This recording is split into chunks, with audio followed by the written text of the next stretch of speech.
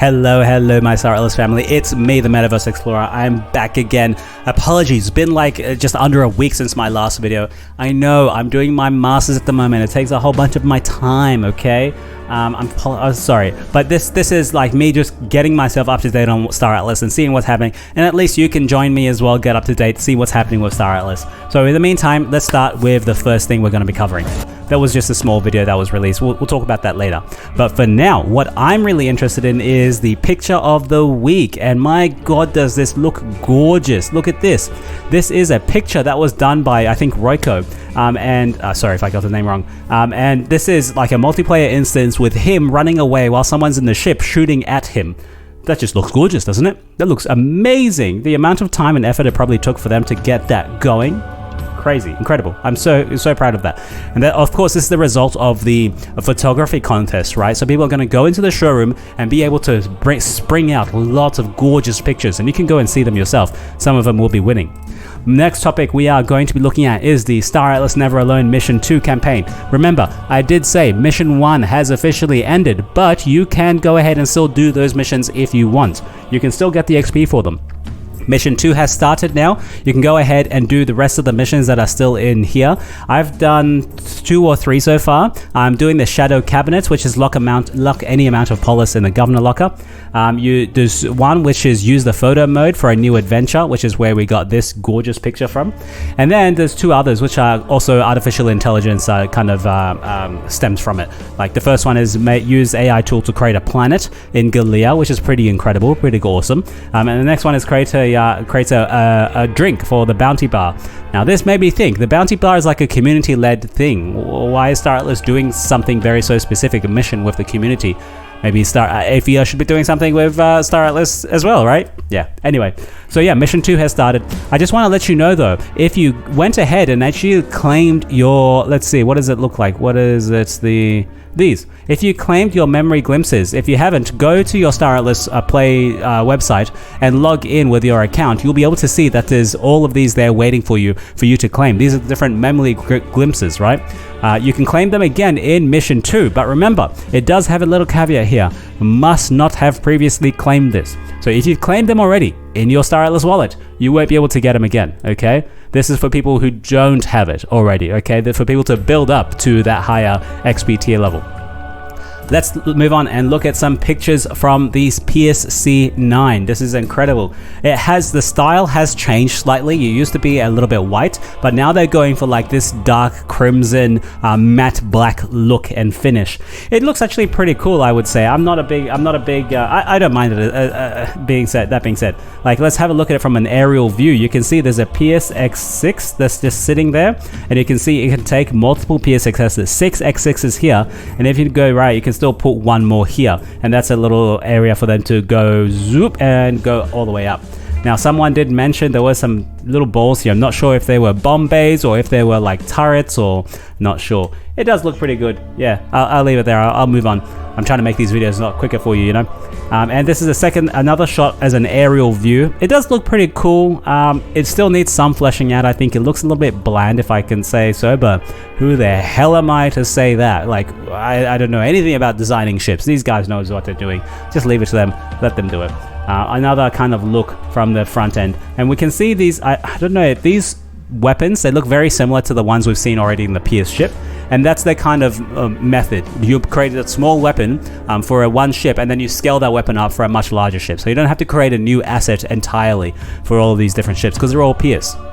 Next thing we can see, we have the Racetrack. We have an updated look on it. This doesn't look like concept art. What's different here, I noticed, is this white thing. I never noticed this white thing before. I wonder if that was there. And this purple thing. I never noticed this purple thing before. So I wonder if this is a newer kind of showroom for the Racetrack. Racetrack itself does look pretty nice. This is the developer view. You can see a whole bunch of different stuff. And we've got another look on it here. This one I was concerned with because it actually is concept art. It's not what it looks like right now. I hate concept art until it's actually done. You can tell because they have actually put a picture or like a video of actual racing cars on the front here for people to watch. I'm like, why is there an actual racing car? I want to see zooming and panning of the racetrack, of people on the racetrack and people racing. And of course, this is also concept art because you can see here there's a blurred image of an X4 there, a few little people standing there, another blurred image of an X4. But actually, they look really small for the actual racetrack itself. But yeah, it's a nice concept art anyway. For me, I just want to wait and see the real thing. I'm done with concept art. Anyway, you see this, make sure you go and claim your things. Now, this is one of the biggest announcements that came out from PlayGG. I really wanted to show you the entire PlayGG video. It's not mine. I don't have that permission. It's Lung as well. It belongs to Hologram News Network. I'm going to try and see if I can get that video somehow and dissect it, because when he was talking about the mobile app, that's what I really want to be talking about. But for now, this is something on the inventories and crafting and mining. So let's go ahead, watch it once for 2 minutes, and then I'll play it back and then give you some commentary on what I noticed as well. So let me just go ahead and play it, get rid of my bloody face, and you can watch it.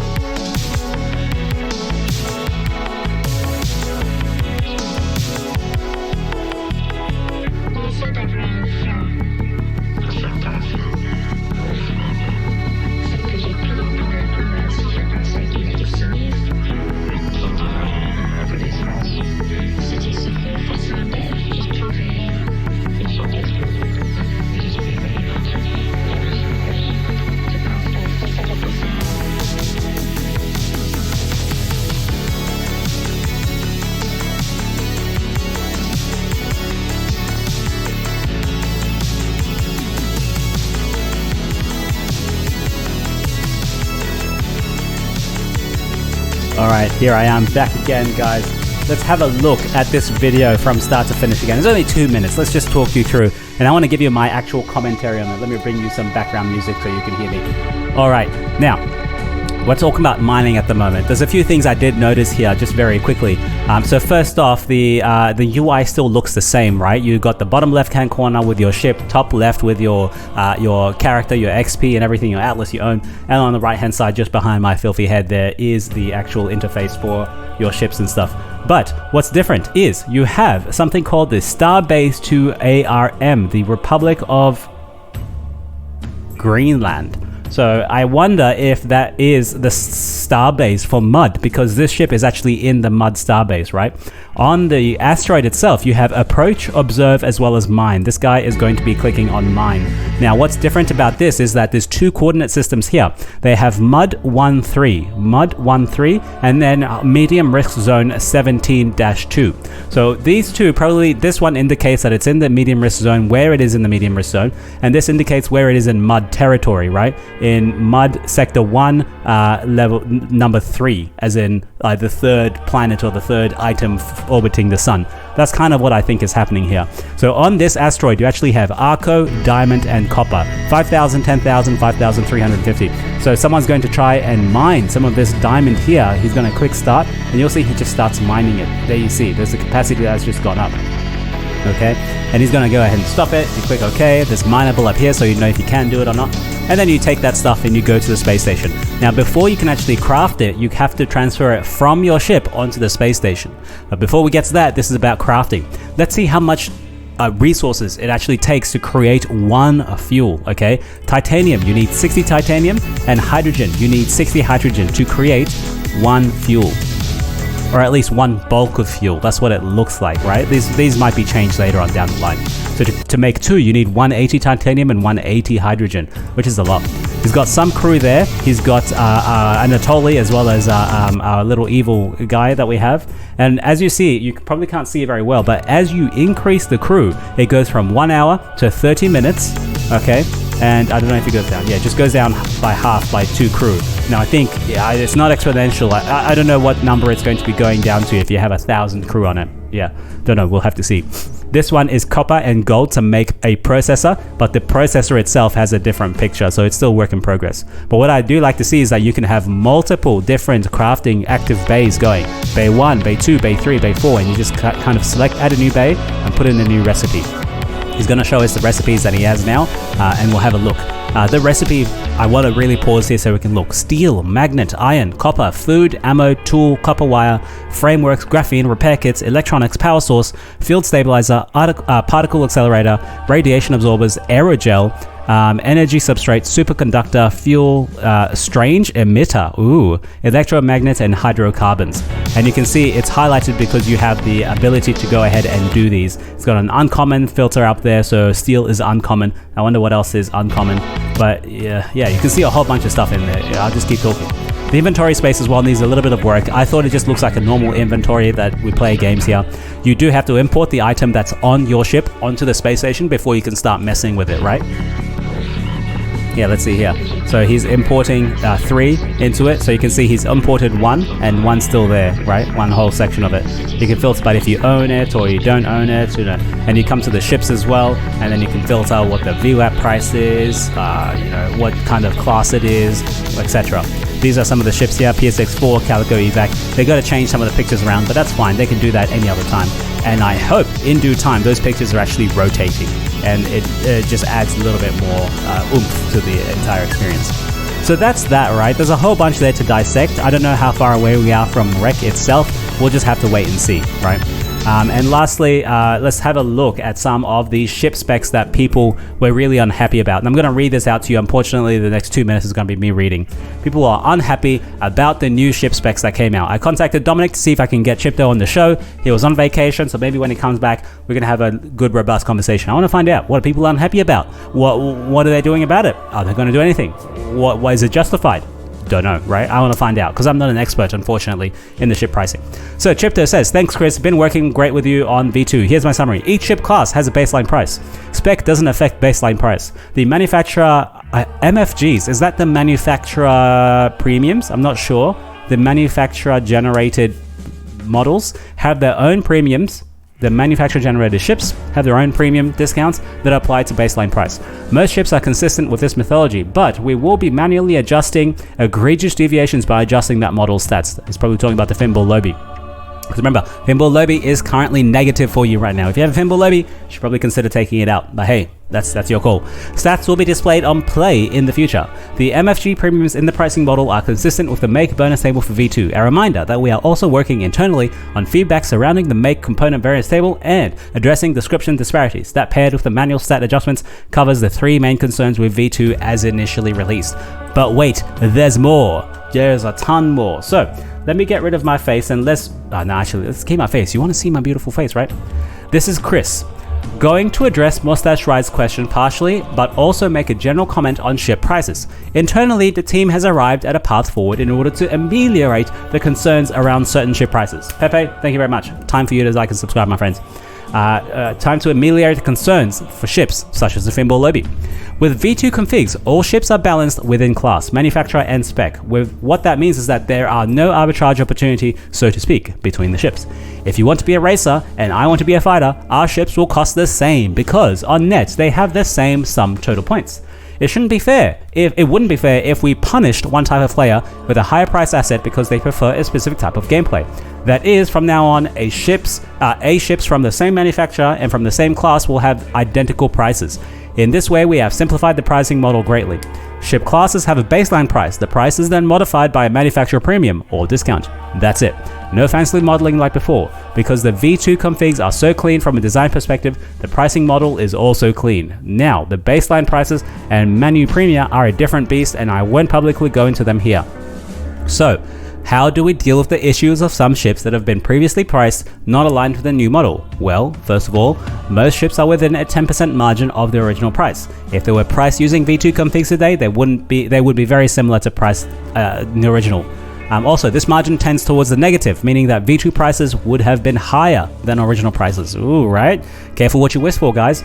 In order to address the more serious cases, again, the Finball Lobby, we will be investigating egregious cases individually and modifying those ship stats to align more with the original price. This means that some ships will be edited by hand to match up. However, we will not be doing this in the future.